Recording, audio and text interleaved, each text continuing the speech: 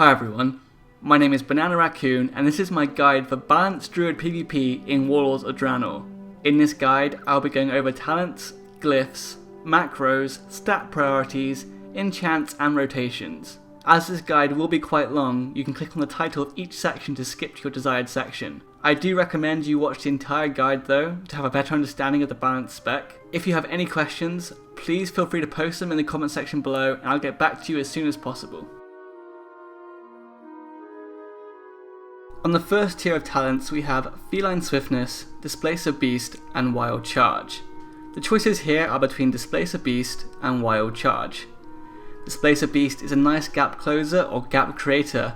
You can pull off some cool stuff with Wild Charge. When in boomkin form you can jump backwards, which you can use to juke people on platforms.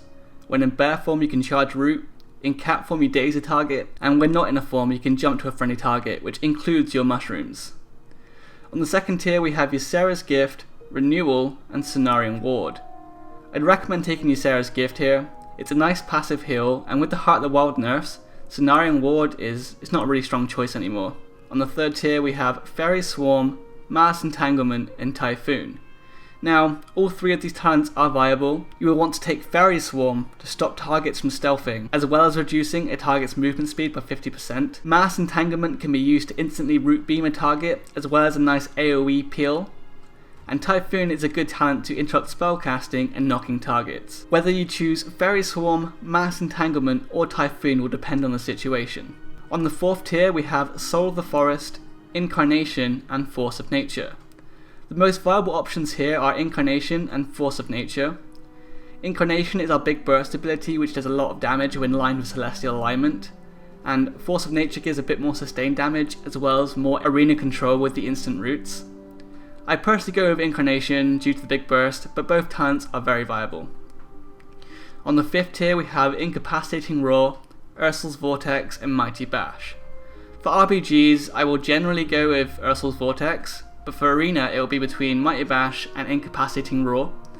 I will usually go with Mighty Bash, but if there's a lot of stuns on my team already, I'll go Incapacitating Roar. Next we have Heart of the Wild, Dream of Cenarius and Nature's Vigil. With the huge Heart of the Wild nerf at the beginning of patch 6.0, Nature's Vigil is currently the strongest talent.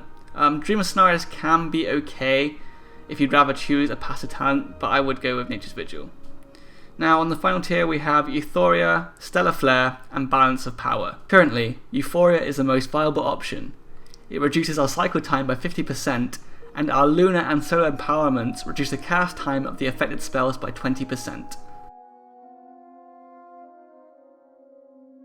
I would consider the Glyph of Barkskin, which reduces the chance to be critically hit by 25% when Barkskin is active, to be almost mandatory.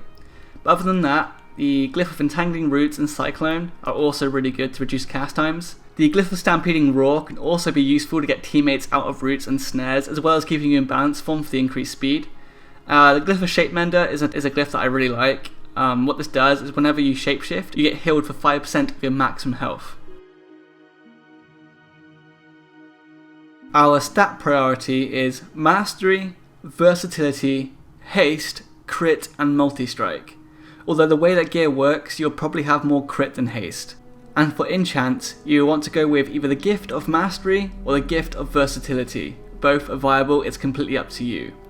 And then for your weapon, you will want the Mark of Bleeding Hollow.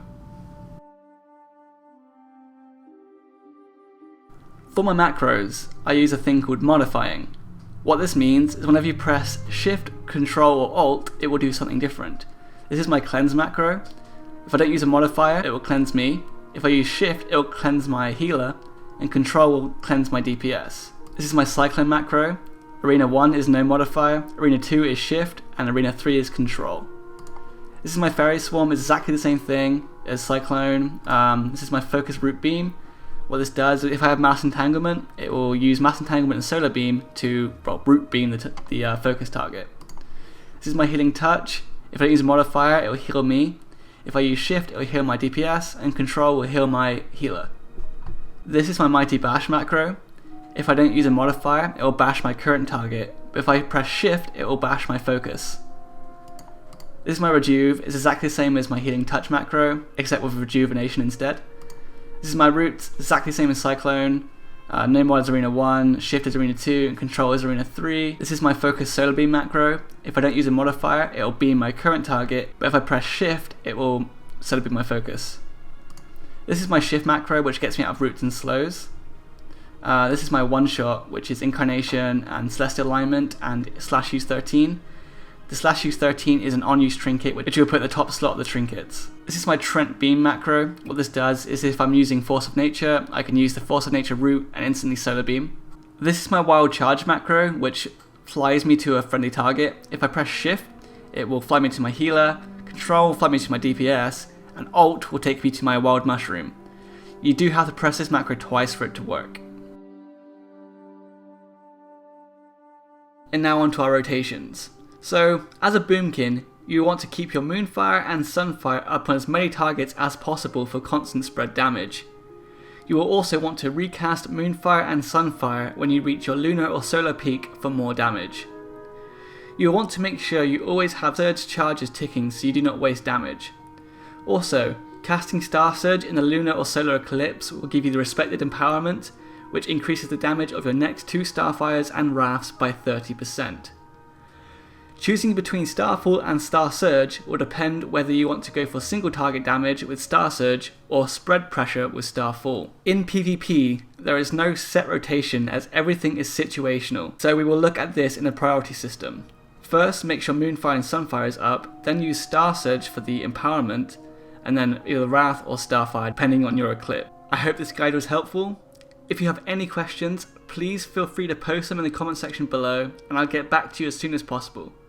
Thanks for watching and I'll see you in the next video.